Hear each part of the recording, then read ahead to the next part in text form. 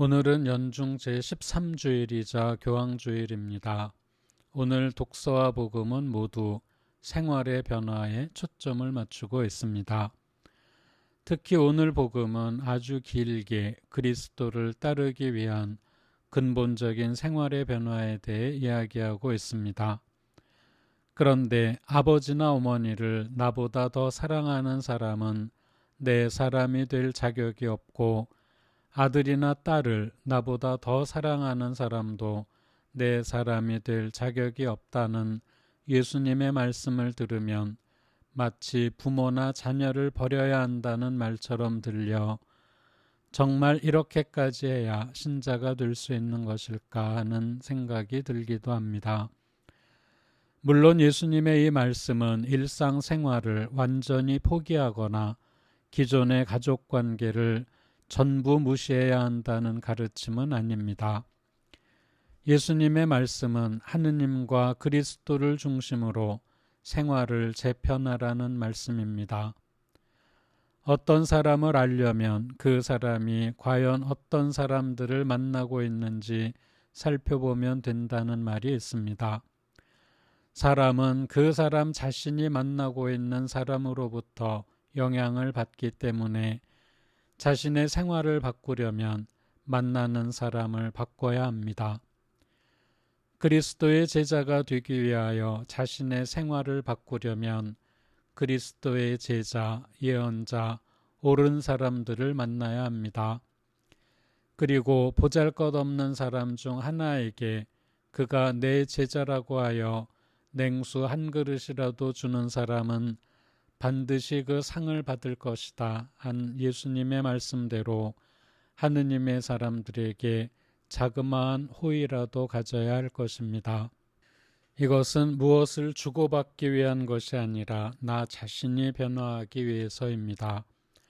즉 그리스도의 제자, 예언자, 올바른 사람들, 그 사람 자체가 가지고 있는 인간적인 덕성이나 인간적인 매력 또는 내가 그 사람들로부터 무언가를 받기 위해 그들을 만나고 맞아들이고 호의를 표시하는 것이 아니라 그들이 하느님을 섬기고 있기 때문에 그리고 내 편에서도 하느님을 중심으로 변화하기 위해 그들을 맞아들여야 하는 것입니다. 내가 만나는 사람들을 살펴보면 내 삶이 어떤 방향을 향하고 있는지 알 수 있습니다.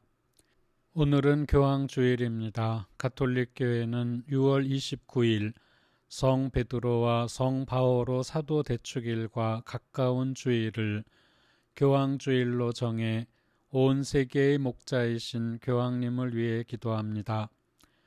현 교황이신 프란치스코 교황께서는 2013년 제266대 교황으로 선출되셨습니다. 또한 프란치스코 교황께서는 2014년 한국을 방문하시어 광화문 광장에서 윤지충 바오로와 동료 순교자 123일을 복자로 선포하시기도 하셨습니다. 교황 선거 과정은 철저히 비공개로 이루어지지만 대략 어떤 절차로 진행되는지는 알려져 있습니다. 교황 선거는 일반 선거와는 달리 후보를 추천하거나 후보들이 스스로 출마한 후에 그 후보자들을 놓고 투표를 하는 것이 아니라 추기경 각자가 교황이 되었으면 좋겠다고 생각하는 추기경의 이름을 투표지에 적고 당선 유효표가 나올 때까지 반복하는 방식으로 진행된다고 합니다. 선종하신 베네딕토 16세 교황께서는 4차 투표에서 선출되셨다고 하고 현 교황께서는 5차 투표에서 선출되셨다고 합니다. 유효표를 얻은 추기경이 확정되면 추기경 가운데 최연장자가 선출된 사람에게 두 가지 질문을 한다고 합니다. 첫째 질문은 수락하겠습니까? 하는 것이고 선출된 추기경이 수락한다고 대답하면 두 번째로는 어떤 이름을 택하겠습니까? 하고 묻는다고 합니다. 수락하겠습니까? 하는 질문을 이해하려면 교황의 역사를 좀 살펴볼 필요가 있습니다. 현 교황께서 266대 교황이시니 역대 교황은 265명입니다. 이 가운데 성인이신 분은 모두 83분입니다. 그런데 이 가운데 56분이 제58대 교황 이전에 집중되어 있습니다. 특히 초대 교황이신 베드로 사도에서 제35대 교황 율리우스 1세까지는 모두 성인이십니다. 이 기간은 박해 기간 또는 박해가 끝난 직후였다는 점을 생각해야겠습니다. 초기 교회의 교황은 많은 분이 순교자이십니다. 따라서 막 교황에 선출된 사람에게 수락하겠습니까? 하는 질문을 던지는 것은 죽어도 좋겠습니까? 하는 질문과 같은 뜻일 것입니다. 물론 오늘날에는 교황이 되었다고 해서 죽는 일은 없지만 오늘날의 교황님은 과거보다 훨씬 많은 신자들과 훨씬 복잡한 사목 환경에서 일하셔야 하니 과거보다 더 좋은 환경에서 일하신다고 말할 수도 없겠습니다.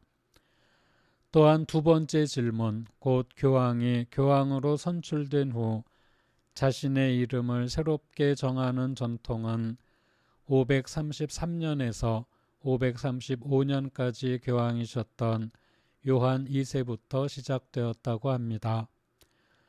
그 이전의 교황은 모두 자신의 세례명을 교황명으로 썼으나 요한 2세는 자신의 이름이 이교도 신의 이름인 메르쿠리우스여서 이름을 바꾼 것입니다.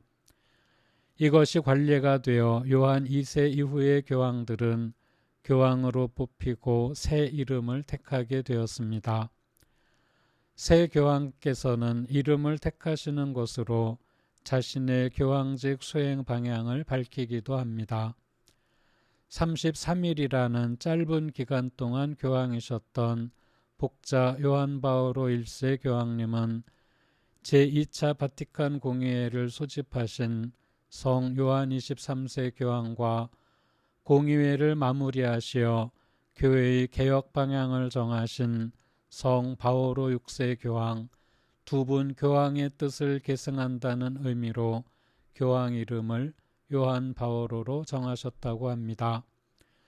성 요한 바오로 2세 교황님은 선임자인 복자 요한 바오로 1세 교황의 뜻을 이어받겠다는 의미로 요한 바오로라는 이름을 택하신 것입니다.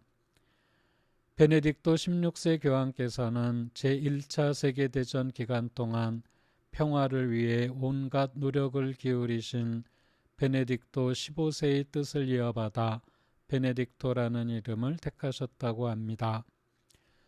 사제 중에 사제이신 교황께서는 온 세상의 교회를 염려하시는 분입니다.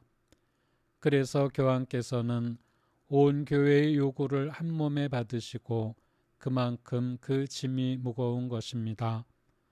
우리와 멀리 떨어져 계시는 것 같은 교황님이시지만 오늘 한 주만이라도 교황님을 위해 기도하고 도움을 드려야겠습니다.